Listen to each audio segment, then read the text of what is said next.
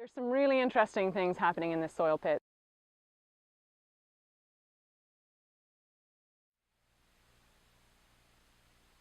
The first thing I do when I look at a soil pit is you're really just observing it to see changes with depth. And with the farmers, when I go out to the field, I think digging down with depth is such a valuable thing to do, because so often we're just really observing what's happening on the surface. And when you go deeper, you just get so much more information about what's going on. In this pit, and you can see likely quite clearly, there are different colors. So what I do is I try to delineate where these different horizons are. And in soils we say, you know, there's the A, the B, and the C horizon. The A horizon is the horizon that has received most of what we call soil forming factors, or the effects of these soil forming factors.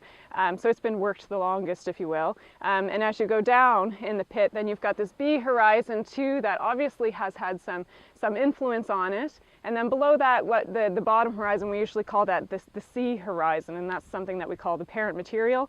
And it is usually the less evolved, I guess, if you want to look at it that way.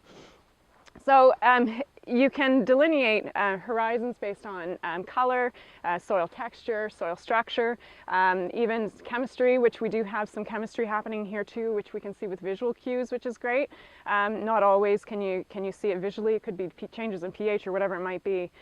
So right off the bat, you know, I'll put these golf tees in where I'm sort of seeing these horizons are lying, and you can see there's certainly one right there.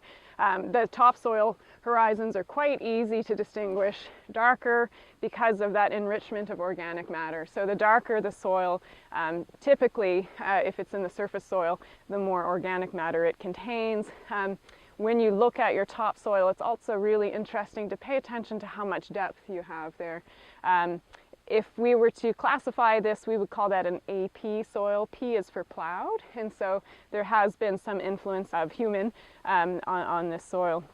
And then as we go down a little, the next horizon, or if you're looking at the next layer, it varies and fluctuates a little bit here, but there are two clues. There's a color clue, and then there's also a change in texture. And you're getting these little gravels and cobbles in the C horizon there, but I'm going to take a guess and say the B horizon is right about there.